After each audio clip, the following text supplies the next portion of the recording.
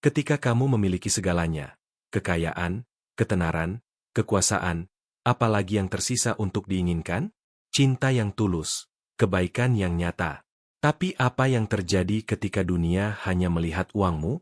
Inilah kisah Tina, seorang miliarder yang menyamar sebagai gadis gelandangan untuk menguji kemanusiaan. Akankah ada yang membantunya atau bahkan mencintainya tanpa mengharapkan imbalan? Jawabannya akan mengejutkanmu. Jadi duduklah dengan santai dan siapkan camilan. Kisah ini akan membuatmu terus menonton hingga akhir. Dan jika ini pertama kalinya kamu menonton, jangan lupa subscribe dan tekan tombol like. Di sebuah penthouse lantai 30 di Menteng, dari jendela setinggi langit-langit, kota Jakarta yang luas berkilauan di bawah seperti lautan cahaya, mobil, dan suara yang tak pernah tidur. Tapi Tina Kusuma berdiri diam, tak bergerak, menatap malam seperti seseorang yang terjebak dalam sangkar emas.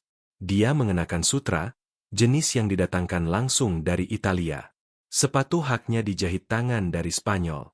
Rolex berkilau di pergelangan tangannya. Berlian menari di lehernya seperti bintang-bintang. Namun jiwanya terasa telanjang, sendirian, kosong. Tina baru berusia 27 tahun. Tapi namanya sudah dibisikkan dengan kagum di seluruh negeri. Dia adalah anak tunggal Haji Surya Kusuma, seorang taipan bisnis dan raja minyak dengan koneksi politik yang kuat. Ayahnya telah memberinya segalanya, kekayaan, kekuasaan, hak istimewa. Tapi Tina bukan tipe orang yang bersandar pada nama seorang pria. Di usia 22 tahun, dia sudah membuat namanya sendiri. Tina adalah miliarder yang sukses dengan usahanya sendiri. Salah satu orang Indonesia pertama yang berinvestasi di Bitcoin ketika harganya masih 50 sen per koin. Dia telah membeli lebih dari 10.000 koin saat kuliah. Ayahnya tertawa saat itu, menyebutnya omong kosong digital. Tapi sekarang koin-koin itu bernilai ratusan juta dolar. Dia menjadi ikon. Wajahnya menghiasi sampul Forbes Indonesia. Namanya trending di media sosial. Suaranya diundang untuk berbicara di konferensi di seluruh dunia. Ketika dia memposting foto itu mendapat lebih dari 2 juta like dalam 1 jam. Ketika dia memasuki ruangan, orang-orang berdiri. Namun, di tengah semua kebisingan dan pemujaan, dia merasa tidak terlihat. Mereka mencintai uangnya. Mereka mencintai kekuasaannya. Tapi apakah ada yang mencintainya? Dirinya yang sebenarnya. Pertanyaan itu menghantuinya seperti bayangan yang tak pernah pergi, bahkan dalam cahaya. Dia pernah berkencan dengan senator, taipan teknologi, bahkan seorang pangeran dari Dubai. Tapi setiap pria pada akhirnya menginginkan sesuatu. Kontrol, eksposur, saham di kerajaannya. Tidak satupun dari mereka yang pernah bertanya, "Tina, bagaimana perasaanmu?" Dia menjauh dari kaca dan duduk di tepi tempat tidurnya. Hatinya sakit. Air mata menggenang di matanya. Ruangan itu cukup besar untuk menampung orkestra kecil, namun terasa menyesakan. "Aku harus tahu," bisiknya. Dia bangkit perlahan, berjalan ke cermin riasnya, dan mempelajari bayangannya. Dia cantik. Kulitnya bersinar dengan perawatan yang disengaja. Matanya, dibingkai dengan bulu mata dan lip gloss, terlihat seperti tidak pernah melihat rasa sakit. Tapi Tina tahu rasa sakit. Dan sekarang dia ingin merasakan sesuatu yang nyata. Tangannya gemetar saat meraih ponselnya. Dia menggulir melewati foto-foto jet pribadi, pertemuan dengan presiden, dan makan malam dengan selebriti. Tak satu pun yang penting malam ini. Malam ini, Tina menginginkan kebenaran, dan dia siap untuk mencarinya. Bahkan jika dia harus menjadi tak dikenali untuk menemukannya. Dia menghubungi sebuah nomor. "Anggi," katanya kepada asisten pribadinya, "kosongkan jadwalku selama 2 minggu ke depan. Tidak ada rapat, tidak ada wawancara, tidak ada kamera. Beritahu semua orang bahwa aku sedang bepergian untuk retreat pribadi." Anggi terdiam sejenak. "Baik, Bu. Haruskah saya memberitahu ayah ibu?" "Tidak," kata Tina, suaranya tajam. "Tidak ada yang boleh tahu." Dia menutup telepon. Menjelang fajar, dia telah berubah. Hilang sudah rambut palsu mahal, tas desainer, ponsel berlapis emas. Dia berdiri di depan cermin setinggi badannya, mengenakan rok pudar, kaos robek, dan syal diikat di atas rambut yang tidak disisir. Dia terlihat kumal, seperti seseorang yang telah dilupakan oleh kehidupan, persis seperti yang dia inginkan. Dari brankas pribadinya, dia hanya mengambil Rp50.000, cukup untuk membeli air mineral kemasan dan mungkin sepiring nasi. Lalu dia menyelinap keluar dari rumah menggunakan pintu belakang. Para penjaga bahkan tidak mengenalinya. Pada saat matahari terbit di atas Jakarta pagi itu, seorang gadis gelandangan baru sedang berjalan di jalanan pasar Tanah Abang. Tidak ada yang tahu namanya. Tidak ada yang tahu kekayaannya. Dan itulah yang dia inginkan. Untuk pertama kalinya dalam hidupnya, Tina Kusuma, miliarder, jenius teknologi, akan menemukan seperti apa dunia sebenarnya ketika tidak ada yang punya keuntungan dari mencintaimu. Pagi pertama di pasar Tanah Abang, waktu baru lewat jam 8 pagi dan udara sudah dipenuhi dengan suara pedagang yang berteriak, klakson bus, dan deru angkot yang menerobos sembarangan melalui jalan-jalan sempit. Tina berdiri di tepi pasar, mengamati. Dia tidak terlihat seperti wanita yang pernah menghadiri konferensi internasional dan makan malam dengan presiden. Roknya menempel di kakinya dengan debu. Kemejanya menggantung longgar, bernoda dan robek di bahu. Bibirnya kering. Matanya, yang biasanya digarisi dengan eyeliner mewah, telanjang dan terbuka lebar, diam-diam memindai dunia yang hanya pernah dia lihat dari balik kaca mobil. Di sini, tidak ada yang membungkuk kepadanya. Tidak ada yang berkata, "Selamat pagi, Bu." Bahkan, tidak ada yang memperhatikannya. Dia mengambil langkah ke kerumunan. Dan pada saat itu, seolah-olah dunia membelakanginya. Dia menghampiri dengan ragu-ragu seorang penjual buah, seorang wanita yang mengiris pepaya dengan satu tangan dan mengumpulkan uang dengan tangan lainnya. "Tolong," kata Tina. Suaranya hampir berbisik. "Saya belum makan sejak kemarin. Hanya satu potong saja." Wanita itu bahkan tidak melihatnya. "Ah, minggir sana. Kamu menakuti pelanggan." Tina mundur, terkejut. Dia bergerak ke arah sekelompok montir yang berkumpul di dekat gudang darurat, tertawa sambil makan nasi uduk. "Tolong, apa saja. Saya bisa membersihkan, menyapu." "Bu," salah satu dari mereka menggonggong. "Pergi bawa kegilaan kamu ke tempat lain." Mereka tertawa. Mereka tertawa. Dia berbalik dan tersandung pergi dengan malu. Jantungnya berdebar kencang, bukan karena takut, tapi karena sakit. Inilah rasanya dianggap tidak berharga. Saat dia bergerak lebih jauh ke dalam pasar, hinaan semakin dingin, lebih kejam. Seorang wanita yang menjual barang di pinggir jalan membentak padanya. "Yang ini keluyuran kemana-mana. Mau apa sih?" Tina tersentak. Pria lain berdecak. "Kamu tahu, setidaknya perempuan cantik itu mengemis dengan sopan. Tidak ada yang tahu dia memiliki lebih dari $200 juta di dompet kriptonya. Tapi itu bukan intinya. Ini adalah ujiannya." Dan dunia gagal dengan menyedihkan. Jam berlalu. Perutnya keroncongan. Kakinya sakit. Dia tidak punya ponsel, tidak ada cadangan, tidak ada bantuan. Dia benar-benar sendirian. Satu-satunya yang dia punya adalah uang Rp5.000 di dalam kantong plastik air mineral yang dicengkeram di telapak tangannya seperti nyawa itu sendiri. Menjelang sore, matahari menjadi kejam. Syalnya basah kuyup oleh keringat. Sandalnya sudah tipis dari berjalan. Dia menemukan sedikit naungan di dekat kios dan duduk di lantai. Debu naik di sekelilingnya. Seorang anak yang menjual pulsa menginjak tangannya dan tidak minta maaf. Dia tidak terlihat. Dia tidak yakin berapa lama dia duduk di sana sebelum matanya mulai kabur. Penglihatannya meredup karena lapar dan panas. Tubuhnya, yang dulu dimanjakan dengan minyak spa dan mandi eksotis, sekarang gemetar karena kelelahan. Lalu itu terjadi. Seorang wanita membawa nampan nasi lewat. Baunya menyambar Tina seperti petir. Mengejutkan, tak tertahankan. Dia berdiri dan mendekat. "Ibu, tolong. Saya tidak mau banyak. Hanya nasi sedikit. Saya akan cuci piring. Saya akan..." Wanita itu berbalik. "Kamu gila ya? Kamu mau pakai kasihan makan makanan saya? Pergi sana." Sebelum Tina bisa bergerak, wanita itu mendorongnya. Tina terhuyung ke belakang, kaki lemah, jantung berdetak kencang, dan jatuh rata di tanah. Kepalanya membentur tepi trotoar. Tawa meledak dari orang-orang yang lewat di dekatnya.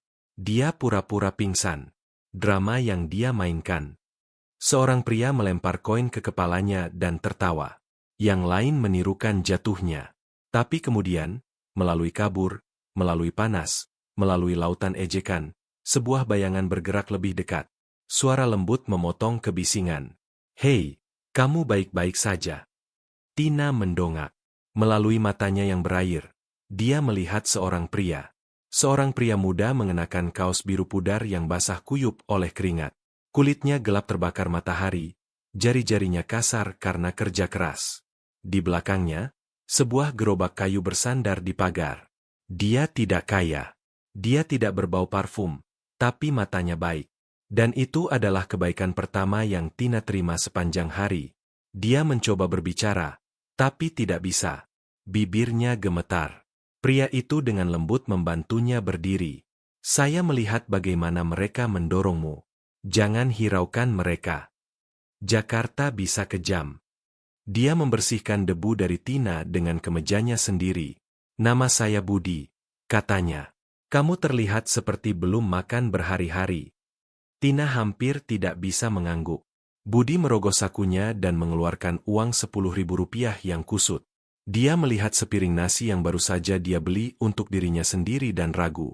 Lalu, tanpa berkata apa-apa lagi, dia menyerahkannya kepadanya.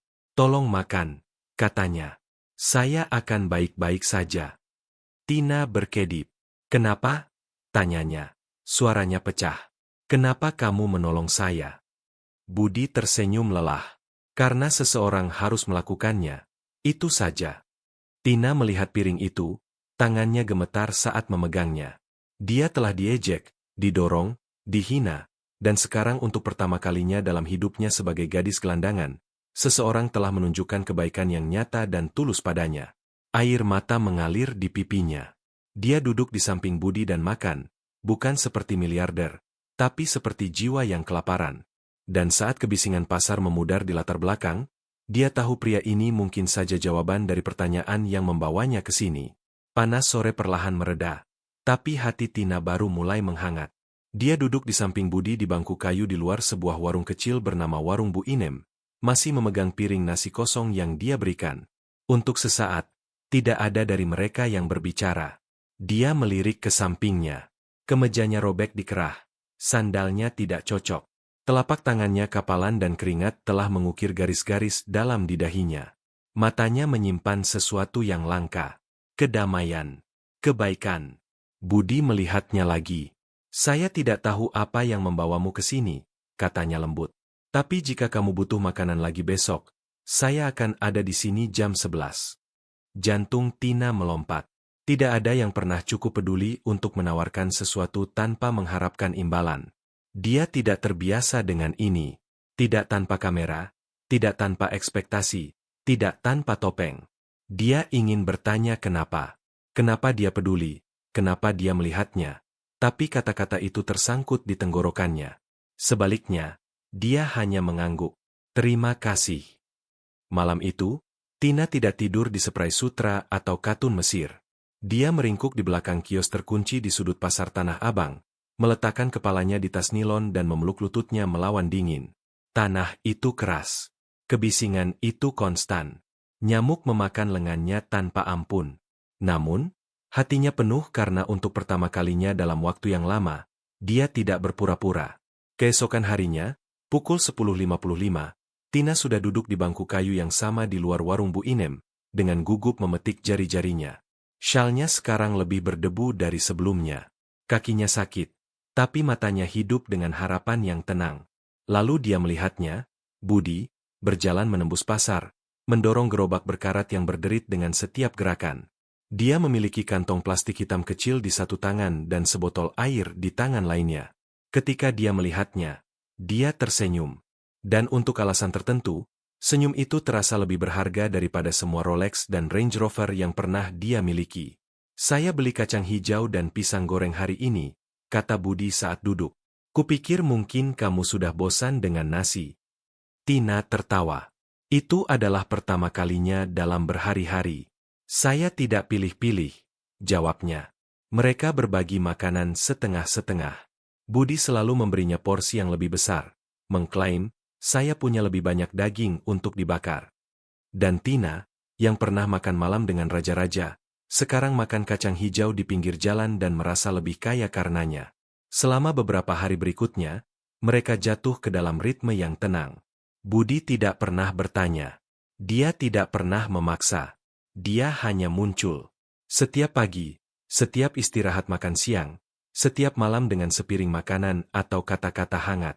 Kenapa kamu melakukan ini? Akhirnya dia bertanya suatu malam saat mereka duduk di bawah payung bocor di samping saluran air. Budi bersandar, wajahnya sedikit menggelap, tapi bukan dengan kemarahan, lebih seperti rasa sakit lama yang naik ke permukaan. Kamu benar-benar ingin tahu? Tanyanya. Tina mengangguk perlahan. Tolong. Dia memandang jauh untuk waktu yang lama, lalu memberi isyarat padanya untuk mengikutinya. Mereka berjalan melalui jalan-jalan belakang yang berkelok-kelok di kampung Melayu, di mana rumah-rumah seng berkarat bersandar seperti mereka lelah menahan rasa sakit. Anak-anak bermain dengan sandal usang. Ayam berlari melintasi jalan sempit. Dan udara berbau kacang yang mendidih dan kayu bakar yang terbakar. Akhirnya, mereka berhenti di gerbang berkarat kecil. Disinilah saya tinggal, kata Budi, membuka kunci. Halaman itu sepi. Keran setengah rusak menetes malas di satu sudut. Dari jendela terdekat, suara lembut memanggil, "Ayah!" Seorang gadis kecil sekitar 7 tahun berlari keluar tanpa alas kaki dan melemparkan lengannya ke sekeliling Budi. Rambutnya diikat dengan manik-manik warna-warni. Senyumnya bisa melelehkan besi. Hati Tina tersentak. "Ini putriku, Jessica," kata Budi, mengangkat gadis itu. Jessica melihat Tina dengan penasaran. "Ayah, apakah ini ibu baru saya?" Kata-kata itu menyengat. Bibir Tina terbuka, tapi dia tidak bisa berbicara. Dia melihat Budi. Dia menghela napas, menurunkan Jessica. "Belum, sayangku, tapi dia teman kita." Di dalam apartemen satu kamar, tidak ada kursi, hanya satu kasur, kipas angin tanpa baling-baling, dan foto hitam putih seorang wanita di dinding. "Itu dia," kata Budi pelan, menunjuk foto itu. "Sari, istriku." Dia duduk di tepi tempat tidur dan mengambil napas yang tampaknya berasal dari dasar jiwanya. "Dia dulu mencintaiku." Dia mulai. "Ketika aku punya pekerjaan, ketika aku bekerja di sektor minyak, aku membelikannya mobil ketika Jessica lahir, hadiah melahirkannya. Kami bahagia sampai aku kehilangan segalanya." Tina duduk di sampingnya. Mata terbuka lebar. Budi menatap ke depan. "Teman-temanku menghilang. Tabunganku habis. Kontrak sewa berakhir. Aku memohon padanya untuk membiarkanku menjual mobil untuk memulai bisnis, setidaknya mencoba. Tapi dia bilang dia tidak dilahirkan untuk menderita." Dia menunduk. Dia pergi, membawa mobil, meninggalkanku dengan Jessica. Keheningan, mentah, tebal. "Aku tidak pernah mempercayai wanita lagi sejak itu," bisik Budi. "Aku hanya hidup untuk gadis kecil ini sekarang." Mata Tina dipenuhi air mata. Dia menggigit bibirnya untuk menghentikan isakan yang naik di tenggorokannya. Jessica kembali dari sudut tempat dia menggambar di tanah. "Tante," katanya, "apakah kamu akan kembali besok?" Tina menatapnya, lalu menatap Budi. "Aku akan kembali," bisiknya. Dan dia sungguh-sungguh. Sudah hampir seminggu sejak Tina pertama kali bertemu Budi, tapi sekarang pasar mengenalnya. Bukan dengan nama, bukan dengan cerita, hanya dengan label yang mereka tempelkan padanya dengan tawa. Istri pengemis Budi. Setiap pagi saat dia berjalan menembus labirin berkarat pasar Tanah Abang untuk menemui Budi di warung Bu Inem, suara-suara mengikutinya seperti duri. Segini cintanya Budi sama kemiskinan. Tukang gerobak mau nikah sama gelandangan tanpa identitas. Dia pasti gila membawa beban seperti itu ke hidupnya. Kata-kata itu menyengat. Tapi Tina menelan harga dirinya seperti obat pahit. Inilah kenyataan yang dia datang untuk melihat. Rasa sakit orang miskin, ejekan, dehumanisasi. Dan sekarang dia tidak hanya melihatnya, dia merasakannya. Tapi dia terus kembali. Dan setiap hari Budi menunggunya. Suatu sore, dia tiba lebih awal dan menemukan Budi sudah duduk memegang sepiring nasi kuning yang mengepul dan gulai ayam. "Aku tahu ini berantakan," dia menyeringai. "Tapi ini favoritku." Tina tertawa. Kalau begitu aku akan mencobanya. Dia mencelupkan jarinya ke mangkuk air dan mulai makan di sampingnya. Itu berantakan. Itu pedas. Itu sempurna. Saat mereka makan, Budi melirik ke samping. Kamu tahu, aku tidak pernah bertanya namamu. Tina ragu. 1000 nama menari di benaknya. Nama lengkap resminya, nama persnya, alias yang dia gunakan untuk pemesanan hotel. Akhirnya dia berkata, Amma. Budi mengangguk, menerimanya tanpa pertanyaan. Amma cocok untukmu, katanya. Nama lembut, tapi kamu kuat. Aku melihatnya dari cara kamu bertahan.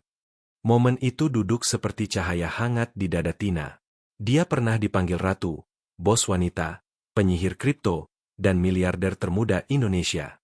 Tapi kuat, itu terasa paling nyata. Malam itu, saat langit berubah jingga tua dan suara adzan bergema di kejauhan, Tina membuat keputusan berani. Dia berkata kepada Budi, aku ingin memasak untukmu. Budi berkedip, kamu mau apa? Aku bilang, biarkan aku memasak untukmu dan Jessica. Budi menggaruk kepalanya. Aku tidak punya banyak di rumah, Amma. Hanya satu kompor gas dan tidak ada panci yang layak. Aku akan membuatnya berhasil. Dia tersenyum. Dia menyerahkan uang 10.000 rupiah dengan ragu-ragu, tapi dia dengan lembut mendorongnya kembali. Aku akan pakai punyaku. Dari mana kamu dapat uang? Tanyanya, menyipitkan matanya dengan main-main. Kamu tidak pernah mengemis. Aku menabung dari tip kecil yang aku dapat. Dia berbohong dengan lancar. Aku menggunakannya dengan bijak. Budi tidak menekan lebih jauh. Dia hanya mengangguk dan memberinya kepercayaannya. Memasak itu kacau. Api berasap. Air datang terlambat. Tomat lebih banyak bijinya daripada dagingnya. Tapi menjelang jam 7 malam, dapur seng di rumah satu kamar Budi berbau seperti surga. Jessica bertepuk tangan ketika melihat makanan itu. Nasi goreng. Dia memekik. Dan pisang goreng. Ayah, aku suka pisang goreng. Mereka duduk di lantai dan makan dengan tangan. Jessica terkikik. Budi tertawa kecil. Tina tertawa. Tawa nyata. Jenis yang mengisi ruang kosong di dalam jiwamu. Tapi tepat saat Tina mulai tenggelam dalam kehangatan, badai berkumpul di luar. Malam itu, saat dia berjalan kembali ke tempat dia biasa tidur di belakang kios terkunci, 2 wanita pasar mengikutinya dari kejauhan. Salah satunya, Bu Yanti, dikenal karena lidahnya yang tajam dan matanya yang lebih tajam. Aku bersumpah gadis itu bukan orang miskin biasa, bisiknya. Dia terlalu bersih. Aku sudah bilang dari dulu. Yang lain menambahkan, bahasa Indonesianya bukan bahasa Indonesia sembarangan. Dia berperilaku seperti orang yang datang dari istana. Mereka bukan satu-satunya yang mengamati. Pemilik warung Bu Inem sudah mulai melirik Tina dengan curiga. Dia memperhatikan bagaimana Tina tidak pernah meminta makanan seperti yang lain. Bagaimana dia selalu terlihat tenang bahkan dalam kotoran. Dan sekarang desas-desus menyebar. Mungkin dia pencuri yang kabur dari polisi. Mungkin dia wanita gila yang mendapatkan kembali sedikit akalnya. Atau dukun yang mereka gunakan untuk memantau kehidupan Budi. Menjelang pagi itu bukan lagi hanya bisikan. Salah satu pedagang dengan berani berteriak, Budi, pastikan santet tidak memakanmu. Oh, kamu melakukan eksperimen spiritual. Tapi Budi tidak merespons. Dia menjaga kepalanya tetap tinggi mendorong gerobaknya dengan kebanggaan yang tenang. Dan ketika dia melihat Tina di tempat biasa mereka, dia tersenyum seperti tidak ada yang lain yang penting. Kemudian hari itu, Tina berjalan dengan Budi untuk membeli jeruk dari pedagang kaki 5. Saat mereka berjalan, Tina memperhatikan sesuatu. Seorang anak muda tersandung dan menumpahkan nampan telur rebusnya ke tanah. Pedagang tertawa. Tidak ada yang membantu. Tapi Budi bergegas, membantunya mengumpulkan telur, dan memberinya 2.000 rupiah. Tina menonton dalam diam, matanya perih. Kamu selalu menolong orang, katanya lembut. Budi mengangkat bahu. Itu hanya hal yang benar untuk dilakukan. Dia menatapnya dan mengucapkan kata-kata dengan hati-hati, seperti meletakkan kebenaran rapuh di atas meja. Kamu adalah orang pertama dalam hidupku yang baik padaku tanpa mengetahui apa yang aku miliki. Budi tidak mengatakan apa-apa. Dia hanya menatapnya. Dan dalam tatapan itu, ada sesuatu yang elektrik, nyata, tak terbantahkan. Tapi kemudian Jessica berlari menghampiri, berteriak dengan gembira. Mama! Mama! Tina membeku. Budi berbalik ke putrinya. Jangan panggil dia itu. Dia bukan mamamu. Jessica cemberut. Tapi dia mencintaiku. Dia memasak. Dia menyelimutiku. Tina berjongkok dan mengambil tangan Jessica. Aku mungkin bukan mamamu, bisiknya. Suaranya gemetar. Tapi aku berjanji padamu, kamu tidak akan pernah lapar lagi. Budi memperhatikan mereka. Hatinya berperang. Kehadiran Tina mengguncang fondasi dari segala sesuatu yang telah dia bangun dengan hati-hati, dan dia tidak tahu apakah harus berpegangan lebih erat atau lari. Hujan datang tanpa peringatan, tipis pada awalnya, hanya gerimis yang menggoda atap-atap berkarat kampung Melayu, tapi kemudian turun deras seperti langit telah menahan kesedihan mereka sendiri dan tidak bisa menanggungnya lagi. Tina dan Budi berada di dalam ruangan sempit yang dia sebut rumah. Jessica sudah tertidur, meringkuk di bawah selimut usang di kasur. Lengan mungilnya memeluk boneka beruang tua dengan satu mata hilang. Budi berdiri di dekat jendela mengamati hujan. Tina duduk di bangku kayu. Jantungnya berdebar. Selama berhari-hari sekarang, dia telah mencoba menahan sesuatu di dalam dirinya, badai miliknya sendiri. Dia menatap Budi, begitu tenang namun terluka, begitu pendiam namun begitu penuh rasa sakit. Dan dia tidak tahan lagi. Budi, dia mulai lembut. Tolong ceritakan semuanya padaku. Ceritakan apa yang terjadi dengan istrimu. Budi tidak berbalik. Tangannya disaku, bahunya kaku. Untuk waktu yang lama, yang bisa dia dengar hanyalah hujan dan klakson angkot yang jauh di jalan. Lalu perlahan, Budi berbalik menghadapnya. Matanya terlihat lelah, tapi tidak ada kemarahan, hanya kenangan. Aku bertemu Sari di universitas, katanya. Suaranya nyaris berbisik. Dia adalah wanita tercantik yang pernah aku lihat. Percaya diri, cerdas, dan dia membuatku merasa seperti aku bisa menaklukkan dunia. Tina mencondongkan tubuh ke depan, mendengarkan. Kami berpacaran selama 4 tahun. Menikah setahun setelah aku mendapat pekerjaan di perusahaan minyak. Hidup itu baik. Aku tidak kaya, tapi aku nyaman. Aku memberinya semua yang dia minta. Membelikannya mobil ketika Jessica lahir. Mengajaknya ke Dubai untuk ulang tahun pernikahan kami. Aku bahkan mulai membangun rumah untuk keluarganya. Dia berhenti, menelan ludah. Lalu semuanya runtuh. Dada Tina menegang. Mereka memberhentikan lebih dari 70 staf. Departemenku dibubarkan dalam semalam. Aku pulang dengan surat pemecatanku dan senyum, berpikir dia akan menggenggam tanganku dan berkata, kita akan melewati ini. Tapi sebaliknya, dia bertanya apa yang aku lakukan untuk pantas mendapatkannya. Dia duduk di lantai, punggung bersandar ke dinding, mata jauh menerawang. Aku memohon padanya. Aku bilang aku akan memulai bisnis kecil. Aku ingin menjual mobil agar kami bisa membayar sewa dan pindah ke tempat yang sederhana. Tapi dia berteriak padaku, bilang dia tidak menikah dengan pecundang, bilang dia tidak dilahirkan untuk menderita. Tina mengedipkan air mata. Suara Budi pecah. Dia mengemasi tasnya, mengambil mobil, meninggalkan Jessica begitu saja. Dia memblokirku, bilang ke keluarganya aku kasar. Mereka percaya padanya. Teman-temanku juga menghilang. Tidak ada yang mau berurusan dengan pria bangkrut dengan seorang anak. Keheningan. Aku tidur di pasar, di bangku, mengangkut barang hanya untuk memberi makan putriku. Sudah 3 tahun sekarang. Tidak ada kabar darinya. Jessica masih berpikir ibunya akan kembali suatu hari. Tina menutup mulutnya. Air mata menetes di pipinya. Budi menatapnya dengan lembut. Jadi sekarang kamu mengerti mengapa aku menolong orang. Aku tahu rasanya tidak terlihat, dihakimi. Dan kurasa entah bagaimana aku melihat rasa sakit yang sama di matamu. Bibir Tina terbuka, tapi kata-kata menolak keluar. Dia ingin menceritakan segalanya. Siapa dia sebenarnya? Bahwa dia memiliki lebih banyak rumah daripada yang bisa dia hitung. Bahwa dia punya sopir yang pernah membawanya dengan jet ke fashion show di Paris, karena dia tidak mau duduk di kemacetan Jakarta. Tapi bagaimana dia bisa? Akankah dia percaya padanya? Akankah dia memaafkannya? Akankah itu merusak ikatan rapuh yang telah mereka bangun? Tina menunduk. Suaranya keluar seperti bisikan.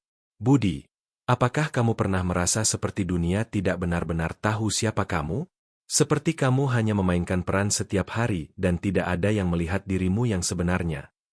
Mata Budi bertemu matanya. Sepanjang waktu, katanya. Dada Tina gemetar. Kalau begitu mungkin kita tidak begitu berbeda, bisiknya. Hujan terus turun hingga malam. Saat Tina bersiap untuk pergi, Jessica bergerak. Mama, panggilnya dengan mengantuk. Tina membeku, tangannya masih di gagang pintu. Ya, sayang, jawabnya lembut. Apakah kamu akan ada di sini besok pagi? Gadis itu bertanya, mengucek matanya. Tina mengangguk. Aku janji. Budi mengantarnya ke tepi jalan. Genangan air terciprat di bawah kakinya. Generator berdengung di dekatnya. Semuanya basah kuyup, namun keheningan di antara mereka lebih hangat dari cuaca. Sebelum dia melangkah ke dalam bayangan, Budi menghentikannya. Tunggu. Dia berbalik. Aku tidak pernah bilang terima kasih untuk memasak, untuk membuat Jessica tertawa lagi, untuk membuat tempat ini terasa seperti rumah. Tina tersenyum.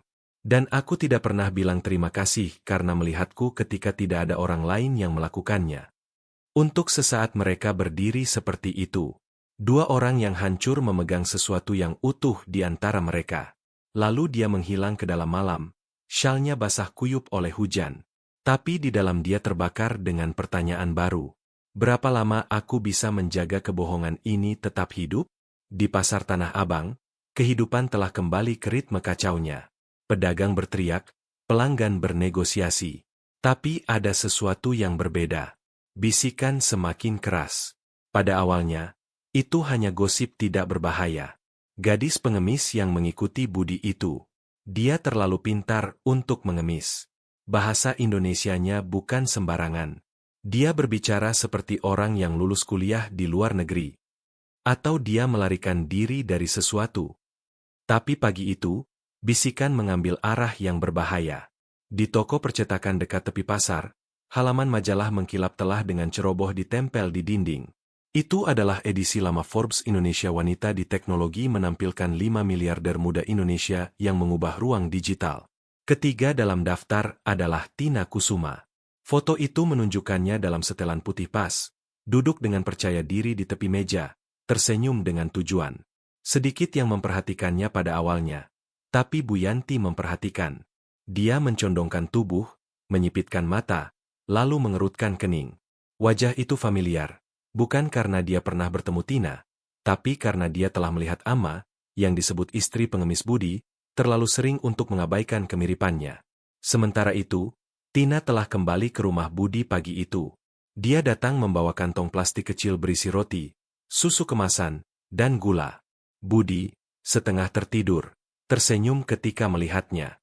Kamu menjadi lebih bisa ditebak daripada matahari, candanya. Aku lebih suka kata konsisten, jawabnya. Mereka berdua tertawa lembut. Jenis tawa yang hanya bisa dibagikan oleh dua orang yang telah menderita dalam-dalam. Jessica berlari keluar. Rambutnya tidak disisir dan matanya masih berat dengan kantuk. Mama Amma. Tina mengangkatnya dalam pelukan. Bagaimana kabar malaikatku? Gadis kecil itu mengangguk. Aku bermimpi. Kamu memasak sup dan kita tinggal di rumah besar dengan taman. Tina membeku sedetik. Budi tertawa kecil. Jangan hiraukan dia. Mimpinya biasanya lebih besar dari anggaran kita. Tina tersenyum. Tapi hatinya sakit karena itu adalah dunianya. Rumah besar, taman, gerbang keamanan, dan dia telah berbohong kepada anak ini. Kemudian sore itu, saat Budi mendorong gerobaknya melintasi pasar, seorang pedagang berteriak, Budi, kamu sudah go internasional sekarang ya? Budi berhenti. Apa maksudnya? Sini lihat istrimu di majalah. Budi tertawa, mengira itu ejekan lain. Tapi ketika dia berjalan mendekat dan melihat gambar itu, dia membeku. Dia menatap tajam. Wanita di halaman itu memiliki kulit halus, rambut sempurna, dan mengenakan setelan yang dijahit khusus. Tapi tidak salah lagi mata itu. Itu dia. Amma, Tina, wanita yang telah dia beri makan, dia tampung, dia percaya. Dia tidak mengatakan sepatah kata pun. Dia hanya berbalik dan berjalan pulang dengan cepat. Tina sedang duduk di lantai membantu Jessica mengepang rambut bonekanya ketika Budi masuk dengan terburu-buru. Wajahnya tidak terbaca. Bukan kemarahan, bukan kebingungan, hanya keheningan. Dia menjatuhkan gagang gerobak dan berdiri di ambang pintu. Tina mendongak. Kamu pulang lebih awal. Kamu baik-baik saja. Budi melangkah maju perlahan. Amma, siapa nama aslimu? Pertanyaan itu menghantamnya seperti cambuk. Tina membeku. Jessica juga mendongak. Ayah. Suara Budi tegas sekarang. Aku bilang, siapa namamu? Dia membuka mulutnya, tapi tidak ada yang keluar. Budi melempar halaman majalah ke tanah. Jessica mengambilnya. Ayah, ini ibu. Tina menelan ludah dengan susah payah. Aku ingin memberitahumu, bisiknya. Aku akan memberitahumu segera. Aku bersumpah. Budi memalingkan muka, rahangnya mengencang.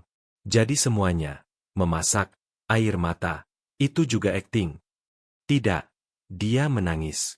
Budi, tolong dengarkan aku. Kamu berbohong, dia memotongnya. Kamu datang ke sini dengan skenario. Tidak. Aku datang dengan hati yang hancur, katanya, bangkit berdiri. Aku datang karena aku lelah dicintai karena alasan yang salah. Aku ingin menemukan sesuatu yang nyata, dan aku menemukannya. Bersamamu, bersamanya. Dia menunjuk Jessica, yang sekarang memegang majalah dengan kebingungan di matanya. Aku tidak pernah mengharapkan ini, lanjut Tina. Aku tidak tahu aku akan jatuh cinta dengan duniamu, dengan kekuatanmu, kebaikanmu, denganmu. Budi menatapnya untuk waktu yang lama dan berat. Lalu dia berkata pelan, kamu harus pergi. Budi, tolong. Dia berbalik, tolong. Jessica berlari ke arahnya. Ibu Amma, kamu mau kemana? Tina berlutut dan memeluknya erat, berusaha untuk tidak hancur. Aku akan kembali, bisiknya. Aku janji. Dan kemudian dia pergi. Hati hancur berkeping-keping, mata terbakar, jiwa terekspos. Di luar, pasar ramai. Orang-orang sudah berbisik tentang gadis misterius yang ternyata adalah miliarder yang menyamar. Beberapa mengaguminya, beberapa mengejek Budi, yang lain hanya menatap. Tapi Tina tidak peduli lagi. Dia telah memainkan permainannya dan kalah. Atau begitulah pikirnya, karena dia tidak tahu bahwa 24 jam berikutnya akan mengubah segalanya selamanya. Budi tidak tidur malam itu. Dia duduk di dekat jendela menatap kekosongan, memperhatikan kedipan cahaya lilin saat listrik di kampung Melayu padam lagi. Pikirannya lebih keras dari generator di luar. Dia berbohong. Itu satu-satunya hal yang ingin diingat harga dirinya. Tapi hatinya terus membisikkan kebenaran lain. Dia memberi makan Jessica. Dia tertawa bersama kami. Dia tidur di lantai. Dia memberi ketika dia tidak punya apa-apa untuk dibuktikan. Tapi tetap saja, bagaimana bisa seseorang dengan begitu banyak masuk ke dalam kemiskinan mereka tanpa peringatan? Bagaimana bisa dia berpura-pura? Dia melihat Jessica. Dia belum makan sepanjang hari. Dia bahkan belum berbicara. Dia duduk meringkuk di kasur, memegang foto majalah di tangannya, berbisik, Ibu Amma akan kembali. Aku tahu itu. Dada Budi sakit. Dia pernah selamat dari patah hati sebelumnya. Tapi yang ini terasa berbeda. Yang ini penting. Keesokan paginya, pasar bergejolak dengan gosip. Budi mengejar wanita miliarder. Lihat hidupnya. Kalau aku akan gunakan kesempatan itu untuk sukses. Dia bahkan melewatkan putri gubernur. Budi menundukkan kepalanya saat mendorong gerobaknya. Tapi setiap bisikan memotong lebih dalam dari yang terakhir. Menjelang siang, dia tidak tahan lagi. Dia kembali ke rumah. Jessica masih di tempat yang sama. Saat dia melihatnya, dia berlari dan memeluknya erat. Ayah, aku lapar, bisiknya. Budi memeluknya kembali dan membenamkan wajahnya ke lehernya. Maafkan aku, malaikatku. Sementara itu, Tina duduk di dalam penthouse-nya sendirian, mengenakan jubah sutra, dikelilingi lampu gantung emas dan lantai marmer yang dipoles. Dia tidak pernah merasa lebih miskin. Ponselnya bergetar. Telepon dari CNN Indonesia, Metro TV, manajer media sosial memohon padanya untuk menanggapi rumor. Dia mematikan semuanya. Dia tidak peduli dengan brandnya atau tagar yang trending. Dia peduli dengan pria dan gadis kecil yang melihatnya sebelum dunia melihatnya. Lalu dia mendongak dan tersenyum samar. Aku harus kembali. Tepat pukul 4 sore, konvo kecil SUV hitam memasuki pasar. Orang-orang bergegas keluar, rahang ternganga, beberapa berlari untuk mengambil foto. Dua pria keamanan tinggi membuka pintu mobil utama. Dan Tina melangkah keluar. Bukan sebagai gelandangan, bukan sebagai pengemis, tapi sebagai Tina Kusuma, miliarder, filantropis, dan putri dari salah satu keluarga terkaya di Indonesia. Mengenakan gaun merah sederhana tapi elegan, tanpa riasan, rambut aslinya diikat sanggul, dia berjalan menembus kerumunan yang terpana, berhenti di depan warung Bu Inem. Orang-orang berbisik. Bu Inem, katanya, menatap wanita itu di mata. Ingat gadis yang kamu usir karena kotor. Bu Inem menelan ludah dengan susah payah. Tina merogoh ke dalam tas tangannya dan menyerahkan cek 200 juta rupiah. Untuk setiap gadis lapar yang tidak akan kamu tolak lagi. Desahan bergema di kerumunan.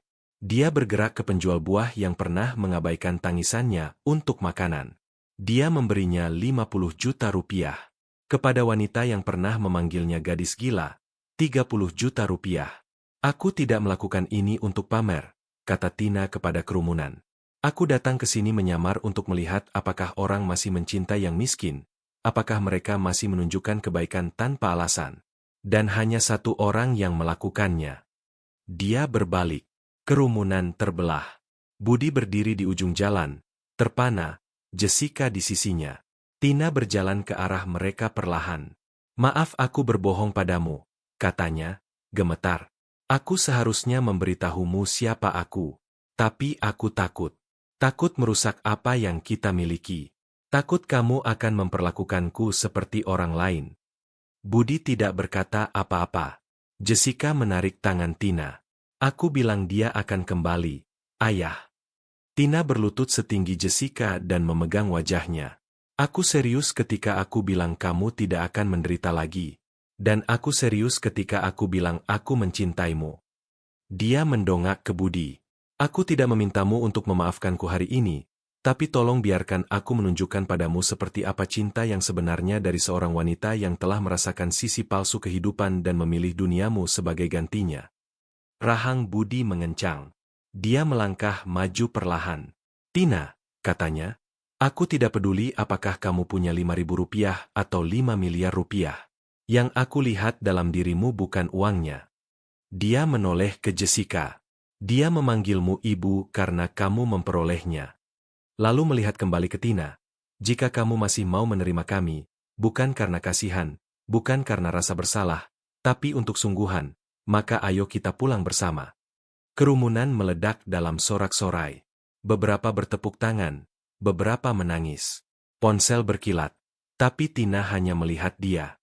Ya, bisiknya. Ayo kita pulang. Mereka tidak pergi ke rumah Seng. Mereka pergi ke Menteng. Tina membuka gerbang dan untuk pertama kalinya, Budi melangkah ke dunianya. Pelayan membungkuk. Penjaga keamanan membuka pintu. Jessica berlari menembus taman sambil berteriak gembira. Budi berdiri membeku. Tina berbalik kepadanya. Kamu pernah bertanya padaku dari mana aku dapat uang? Katanya, tersenyum melalui air mata. Nah, sekarang kamu tahu. Budi menggelengkan kepalanya. Aku masih tidak percaya ini nyata. Ini nyata, kata Tina. Dan ini milikmu juga sekarang. Mereka berpelukan. Dan malam itu, untuk pertama kalinya dalam bertahun-tahun, Budi tidak tidur di kasur di lantai. Dia tidur di samping Tina dengan Jessica meringkuk di antara mereka. Aman, kenyang, dan akhirnya pulang. Keesokan paginya di Mensyah Menteng, Budi berdiri di taman, mengenakan kemeja putih rapi, baru disetrika oleh pelayan yang tidak pernah dia bayangkan akan dia miliki. Tangannya terlipat di belakang punggungnya, memperhatikan Jessica mengejar kupu-kupu, tertawa, kakinya telanjang di rumput lembut. Dari pintu kaca, Tina melangkah keluar, memegang secangkir teh. Tidak ada jubah sutra, tidak ada perhiasan, hanya gaun putih sederhana dan rambutnya dibungkus syal. Tapi Budi tidak pernah melihatnya lebih cantik. Kamu diam, kata Tina, menyerahkan cangkir itu. Dia tersenyum. Aku masih berusaha memahami bagaimana aku berpindah dari mendorong gerobak ke ini.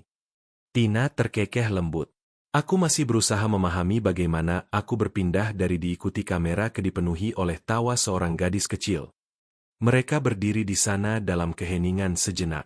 Lalu Tina menyentuh lengannya. Kamu siap? Dia mengangguk. Ayo kita lakukan. 2 jam kemudian, armada SUV hitam bergerak menembus jalan berdebu pasar Tanah Abang. Konvoi melambat hingga berhenti, menyebabkan kehebohan di antara pedagang, penonton, dan pelanggan. Semua orang bergegas keluar. Beberapa mengenali kendaraan dari hari Tina mengungkapkan identitasnya. Beberapa masih berbisik. Dia kembali. Kali ini, Tina tidak sendirian. Budi melangkah keluar, memegang tangan Jessica, berpakaian seperti bangsawan. Tina mengenakan gaun kebaya merah yang memukau dan kehadirannya membungkam bahkan gosip yang paling keras. Pasar berhenti untuk pertama kalinya. Mereka tidak datang untuk mengemis. Mereka datang untuk memberkati. Tina berdiri di platform yang ditinggikan di depan warung Bu Inem. Sebuah mikrofon telah dipasang. Beberapa kamera diam-diam merekam hanya untuk mendokumentasikan apa yang akan terjadi. Banyak dari kalian menghakimiku ketika aku datang ke sini dengan debu di kakiku dan kelaparan di perutku. Dia memulai. Dan itulah intinya. Aku datang untuk melihat bagaimana dunia memperlakukan mereka yang tidak punya apa-apa untuk ditawarkan. Keheningan. Dia berbalik, tersenyum, dan merogoh ke dalam tasnya. Aku ingin memberi penghargaan kepada beberapa orang yang lulus ujian. Dia menunjuk seorang wanita tua yang pernah memberinya air mineral kemasan ketika dia batuk di jalan. Kamu, Bu Siti, maju ke depan. Wanita tua itu gemetar. Aku. Tina mengangguk. Dia menyerahkan amplop coklat. 500 juta rupiah untuk memulai bisnis makananmu dengan benar. Tanpa syarat. Pasar terkesiap. Dia menunjuk seorang anak laki-laki yang pernah berhenti dan berkata, "Maaf, Tante," ketika dia jatuh. 200 juta rupiah untuk pendidikanmu. Dia beralih ke Bu Inem. Aku tahu kamu mendorongku pergi, tapi aku memaafkanmu dan aku percaya pada kesempatan kedua. Dia menyerahkan 200 juta rupiah juga untuk membangun warung yang layak dengan ubin, kipas angin, dan bermartabat. Bu Inem jatuh berlutut sambil menangis. Pada saat Tina selesai, dia telah memberikan total lebih dari 5 miliar rupiah. Udara terasa elektrik. Orang-orang bersorak, beberapa menangis, beberapa berteriak. Tuhan memberkatimu, Tina. Tapi Budi, dia hanya memperhatikannya. Dan dia tahu wanita ini tidak hanya mengubah hidupnya, dia sedang mengubah dunia. Nanti malam itu, kembali di Menshan, ketiganya berdiri di taman. Seorang pelayan menyerahkan kotak kecil kepada Budi. Dia melihat Tina, lalu dia berlutut. Tina, katanya, suaranya mantap. Kamu pernah bilang kamu ingin melihat apakah ada orang yang bisa mencintai tanpa mengetahui apa yang kamu miliki. Nah, aku tidak hanya jatuh cinta dengan apa yang kamu miliki. Aku jatuh cinta dengan apa yang kamu tidak miliki. Perhatian, kedamaian, kebenaran. Jessica menahan napas. Mata Tina berkaca-kaca. Aku mungkin tidak punya istana, lanjut Budi. Tapi aku bisa menjanjikanmu kesetiaan, kedamaian, dan cinta yang tidak bergantung pada berita utama. Dia membuka kotak itu, sebuah cincin perak sederhana. Maukah kamu menikahiku, Tina? Tina menutup mulutnya. Lalu dia berlutut di sampingnya. Ya, 1000 kali ya. Jessica berteriak. Kalian akan menikah. 1 minggu kemudian, media sosial meledak dengan foto-foto. Miliarder Tina menikahi pendorong gerobak. Budi sang pahlawan sederhana. Dari debu pasar ke cinta Menshan. Ibu baru Jessica adalah miliarder. Tapi Tina tidak peduli dengan tren. Yang paling penting adalah kedamaian, kebenaran, dan cinta. 3 hari setelah pernikahan, sebuah jet pribadi lepas landas dari Bandara Soekarno-Hatta, Jakarta. Di dalamnya, Tina, Budi, Dan Jessica. Tujuan, Dubai. Jessica menatap awan dengan mata terbelalak. Ibu, apakah kita di surga? Tina tersenyum. Tidak, sayangku, tapi rasanya dekat. Saat mereka mendarat, Budi memegang tangan Tina. Kamu tahu, bisiknya, aku diejek karena mencintai seorang pengemis. Tina tertawa. Dan aku diejek karena terlalu kaya untuk menemukan cinta sejati. Mereka melihat Jessica tertidur dengan boneka beruangnya. Lalu saling menatap, tidak ada kata-kata yang diperlukan. Mereka telah lulus ujian. Mereka telah menemukan apa yang tidak bisa dibeli dengan uang, kebaikan, keluarga, dan cinta yang lebih dalam dari penyamaran. Pesan moral dari cerita ini, kebaikan sejati tidak mengenal status. Dan cinta sejati melihat melampaui penampilan. Di dunia yang didorong oleh kekayaan dan citra, hatilah yang memberi dengan bebas tanpa mengharapkan imbalan yang paling berharga. Cerita ini mengajarkan kita bahwa kerendahan hati, kasih sayang, dan ketulusan akan selalu lebih kuat dari kekayaan atau reputasi.